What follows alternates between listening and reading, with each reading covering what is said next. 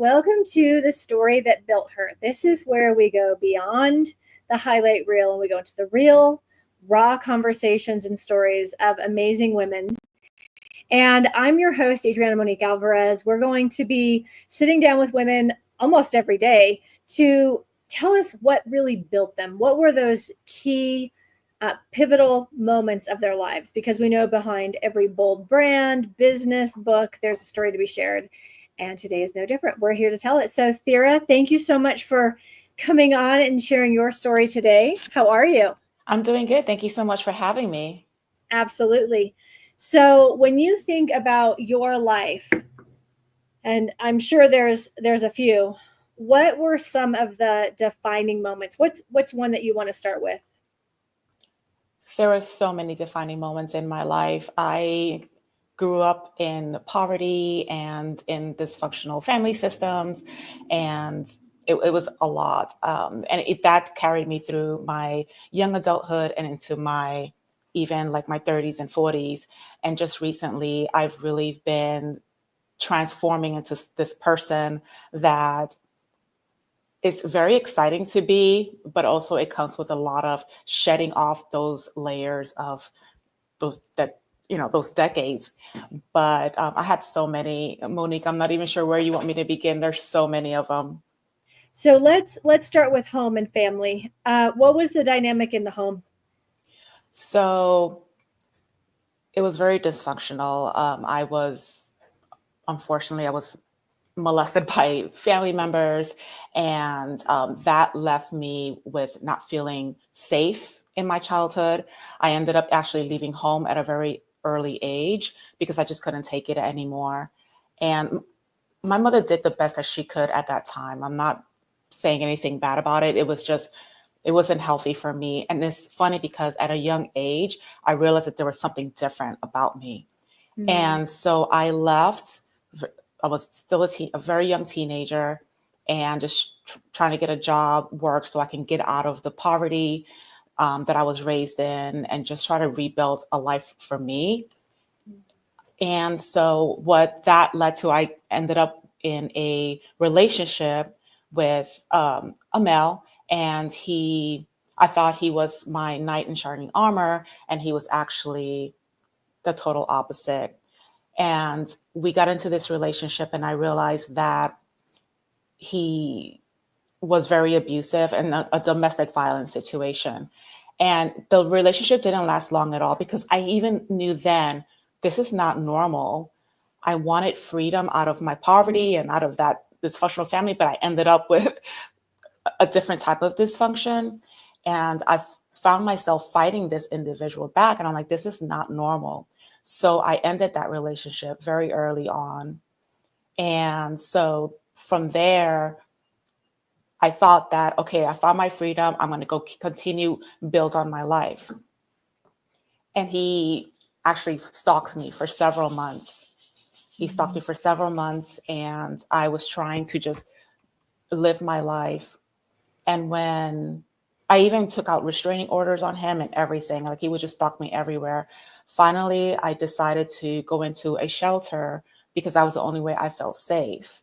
And so I felt because I was there, he finally gave up and left that alone.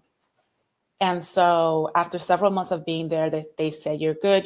You're good to go live on your own. And I went and got an apartment. I lived on my own, and I started dating someone new. And unfortunately, he found me. And so we were going out just for a simple date with my new friend. And this ex-boyfriend followed us, and he tried to kill us both. Actually, he shot at both of us. We were in the car driving. The bullet missed me, but the bullet didn't miss my friend. And so he passed away, and I was there in the car, and we crashed into a pole. And that moment, I went unconscious, but when I woke up, I realized, okay, this nightmare, it's what is going on here. But that situation really shaped my life. And I felt like there was a calling for me since then. Wow. Okay, so hold on. First of all, I'm so sorry that happened to you. And talk about a nightmare all the way around. I mean, you leave home at a young age because it was self-preservation. I mean, it was the only thing that you could do to try to keep yourself safe. And what often happens is we go from dysfunction and we go into another dysfunction because it's what's familiar and it's a pattern and it's all there, right? And then thinking that, okay, surely he's moved on, he's forgot about it, he stalks you, and then actually tries to kill you and this man in the new relationship, and he succeeds. When you think about that bullet missing you, is that why you feel like from that moment it's like, I'm meant to be here, I'm meant to do something with my life? Yes, 100%. I didn't know it at the time because, of course, I was going through shock. I was going through like, why did this happen to me? What's going on? But I felt it at that time that I was meant for something bigger than that. And that is the reason why a few years ago I decided to volunteer for a domestic violence shelter so that I can speak on that and just let women know that you don't have to subject yourself to a man that wants to break you, shatter you, and wants to have complete control over you. That's very dangerous. So, I mean, obviously it's up to the woman to want to accept that, but I do want to share that with them. And that's why I decided to write my story about that, but as well as volunteer. Yeah, which is huge because like you said, women have to choose it for themselves. But when they hear your story, they at least know it's possible. There's other options because they might not have those examples in their life. They might have watched their mom, their aunt, their sisters, their cousins. And so it's just, unfortunately, whatever we grow up with, we think is normal. We think that this is how it is in everyone's house or with everyone's family. Wow. Okay. So what was your journey like? You know, obviously this is traumatizing. This is shocking. This is defining, but it's also a lot of pain to work through. What did your life look like in those months and years after that event? Yes. So this is the fun part. So after that, I went through, actually started doing therapy. Obviously, I needed to do the therapy because it was very traumatic and I didn't want it to define me. And I started doing that work. And in doing that, I thought I was getting better. And I started living a normal life again. Like I was working a very successful job. And I met another man, and he was in the military, very polished, a Marine. And I married him, and he's the father of my children. And we've been together, oh my gosh, for over 20 years. Mm-hmm. And so I thought that was it. That was how, this is what I've meant to, live my life at. And so, and this is the tricky part of trauma. Trauma makes you think that if the person's not hitting you, it's still safe. Well, he didn't hit me at all. He was actually he was a Marine. He was in the military. He served his country, and he had a great family. I'm still friends with his family till today, even though we're not together anymore. And so after he got out of the military, we built a business, and after a few years, he ended up cheating on me with yet another. He cheated on me with a woman half my age, and I realized then that this was not going to be, I can't compete with that. So that was the moment really, Monique, that I said, that's it, no more, I'm done.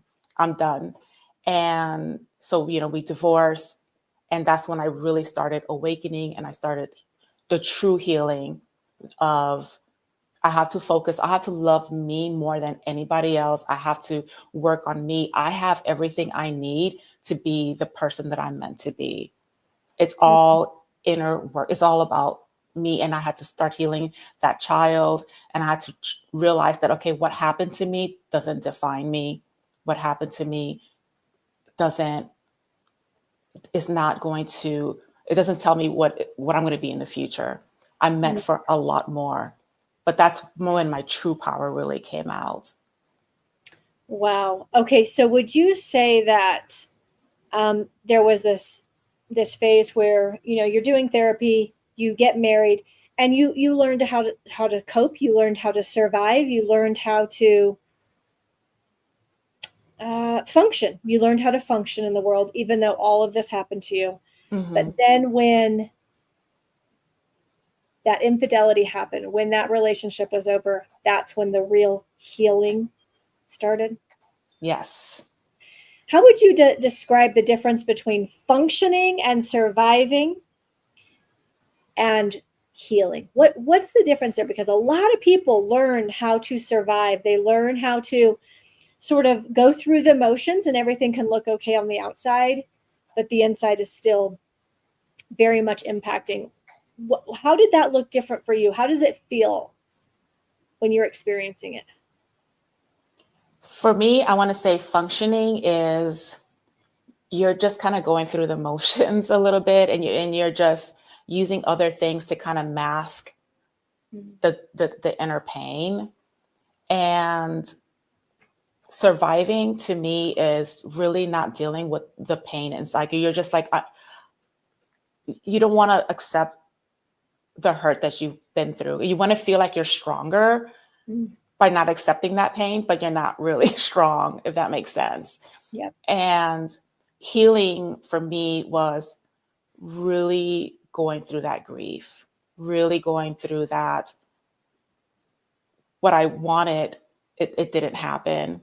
And I had to realize that I had to let go of some things, and I had to accept some things that are just not what I wanted. But I think those are the key differences. And just to be transparent, I'm still going through, I'm between the grief and that superpower woman, right? I'm still in between that, just to be transparent, because the more you rise, the more you elevate, the more your inner self or the safe part of your body's like, no, I want you here. I want you here. Don't, I want you to feel safe. So I'm more on this side than on that side, but just to be transparent, I'm still going through that growth phase. Yeah, no, it makes sense, because grief it's a whole other thing. And there's that part of you that fights for what's familiar, because that is the thing with healing that nobody talks about, is you're moving in this direction, but this direction's unknown. This is at least known. You know that. You know pain, you know dysfunction, you know abuse. What's over here? You don't know that. Mm-hmm. So what are some of the healing modalities or things that have helped you personally that might help somebody else? Oh my goodness. Tell your story. Speak. Talk. One of the biggest things is I've gotten into this area of my life where I used to be so afraid of what other people thought of me, mainly like family. I don't care anymore. Does it hurt still that they think like that? Yeah. Speak, talk, tell your story. You know, the biggest thing was, going live for the first time on Facebook. Now I have a YouTube channel, and I'm speaking my voice. I'm telling my story. I'm writing the stories. I'm speaking truth. And it's uncomfortable, but it's also liberating all at the same time. And the liberation part of it was so empowering for me, that it's so empowering that it makes me want to do more. And I know that I'm closer to that person that I'm meant to be, that I'm unstoppable. I'm unstoppable. I am really unstoppable right now. So that is There's no going back for you. There's absolutely not. There is no going back. There's no going back. I will never be the person that my family wants me to be. I will never be the person. I'm very blessed. I have a great support system. Don't get me wrong. And they're pushing me to be that great person. But I will never be the person that those people who don't want to see me rise, I will never be that person. But I want to talk about that a little bit, if you're willing to go there, because absolutely. I think this is a component that everyone who decides to choose their best self and really do the hardship and the real work and the healing has to face and confront and accept. So when it comes to family that would prefer a different version, what do you think they're really after? Do they want to protect themselves? Do they want to maintain a certain image on the outside for others? Do they want to keep you small and silent? What do you think the family wants most and why they want it? And I'm not just talking about your family. I'm talking about we see this in a lot of situations. What do you think it comes down to? Is it control? What is it? I want to say it's control. I do. I also want to say that I think that people like me, like you, we're kind of a mirror. We're kind of a mirror to them of where they're not at right now. And that's not what we're trying to do. We're just good people. We love deeply. We care deeply. But they're just not capable of certain things. I think they may want to be where we're at because we have the courage to do what we're doing. But they don't understand that it's still uncomfortable for us too. Like for me, let me speak for me. It's uncomfortable for me too. I'm still a human being, but I just want better. And I know that I have a purpose in this life. And I also feel like because I'm not listening to them and their version of me is not who I am. That's their version of me is who they want me to be. And I will never be that person. So to me, that tells me that there's something in them that they need fixing them themselves, but that's not my responsibility. And we're living our life. We're living our own lives. I'm not here like robbing banks or, blowing up countries or anything like that. I'm literally just trying to be the best version of me today in this lifetime. And so that's my opinion, especially now that I'm in life 2.0. Like yes. my fire, like, well, you lit a fire in me. You are like such a blessing to me, and like I just won't stop. Like I am going to do what I feel like God is telling me to do, and He's putting people in my life to make sure I get there. And I love my family, and I'm always going to love them, but I also have to love them from a distance because I cannot be who I'm meant to be if I keep hearing their noise of keeping me small. It's true. And this is something I think that we should talk about is what it's like to love family, but also be aware that there is a certain level of distance and boundaries that's necessary. And to grieve family that's still alive, to grieve what will never be, the dynamic that will never be. What does that look like and feel like on some days for you? I have to tell you, I've cried many a tears. Actually, I have to tell you this story. Last year, I had already written my first story. It was already in print and everything. I've already started my journey and all of that. And I decided to host an event in Orlando, Florida, like at an Airbnb, because we all love going to theme parks and we love Orlando, Florida. So I decided to host this event, and I did the works. I bought the most beautiful house. My husband and I, we paid thousands of dollars for this beautiful house at a pool, big house. And I invited all of my entire family. And I even invited some of the in-laws. And I bought all the food, all of the drinks, everything. And I wanted this perfect reconnection, so to speak, in this beautiful home that we paid for. First half was great. The moment that some of my other family members came, it became not so great. And they came and they were very judgmental. They were eating my food, drinking my drinks, but they were very, very judgmental of me, thinking that I was this insecure 12-year-old child that they can just talk down to. And I'm like, you're eating my food and drinking my drinks, and yet you're not respecting me and my husband. They brought people. They didn't even ask if they were okay to bring with. They brought people, they didn't tell me who was coming to the Airbnb. Totally disrespected me and my husband.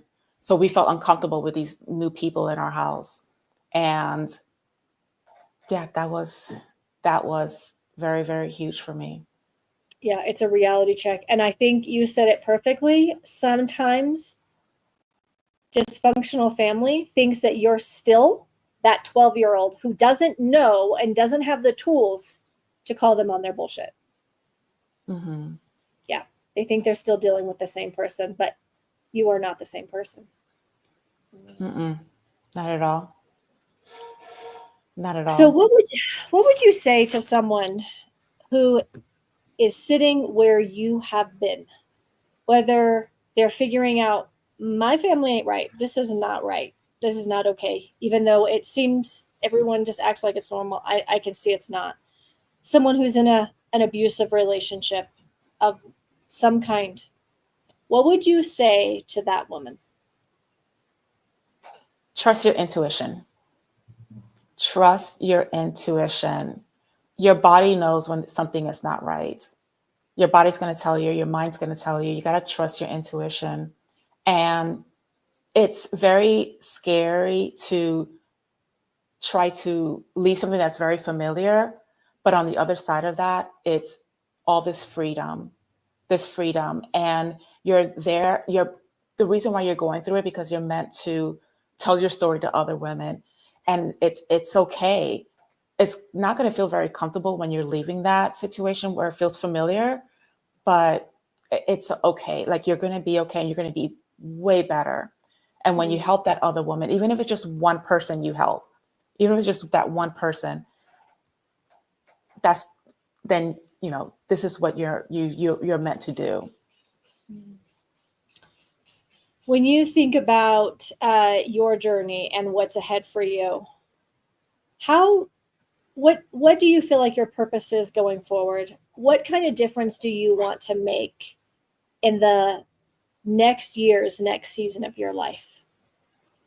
Oh my goodness. I'm going to be showing up every single day, but because I'm starting my business, but I want to help as many women, especially midlifers and women that are going through, they're empty nesters or whatever, and they've already learned, they made the mistakes, and they're trying to figure out, okay, I want to help those people to, rise above everything and be their most powerful self. And I want them to know that I've been through hell and back. I've been through people throwing a million daggers at me, and yet I still rose. And it hurts, and it's going to hurt. But on the other side of that is so much freedom. So that's what I want to do. Like, I just want to help so many women, people that, like, I didn't have that in my life. Actually, I do now. You and I have other people that are supporting me, but I want to be that woman too. I want to be walking in that movement with them and saying, like, be your unapologetic self. Like, don't give a shit about what other people think about you. That doesn't matter, because, we all have a what do you call it? A time clock or whatever. We're going to leave this earth one day, but you want to leave that legacy, and you want to leave a legacy to help other women become stronger, even stronger than you are, and stop that generational trauma. Stop it even earlier than having to wait until I learned it in my later age. So that is my goal. That is my vision. And I'm very passionate about it. And I'm not going to stop. Like I said, even if it's just one woman that I help, that's my fire. That's what I'm going to do. I love that. Thyra, I feel like this is something for you and for those who are listening. For the people who are the black sheep, who are the ones who decide to break the cycle, this is what I have observed and what I know to be true. You will have plenty of challenges, plenty of people who will try to knock you back down. But if you persist, and if you keep getting up, not only will you break the cycle, but you will be the greatest person in your family line. And you will become the new model for everyone who comes after you. for your children, for your grandchildren, for your great-grandchildren. And I want you to know that is an amazing thing. And you are there because of your choices. And so I just want to tell you thank you for all of the times you kept gathering your courage. You kept getting back up. You kept getting better. You kept healing, and you kept choosing yourself. That's you. Thank you. Thyra, where can people follow you and get to know you more? Well, I have a YouTube channel. It's called Live Life Empowered. It's brand new.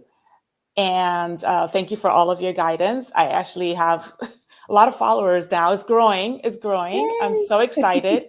I used to be so scared to be in front of the camera. Now I'm like, nope, any opportunity. And I have a new website. It's also called Live Life Empowered Coaching. They can go there as well. And I'm excited to. I'm building my email list because I this brand new website, and I'm actually building my email list, and I'm actually creating a course as well that will be made available to others. So I'm so excited about this journey. Again, I'm so honored that I met Chris Madrigal, who introduced me to you. It's been a life-changing, such a transition.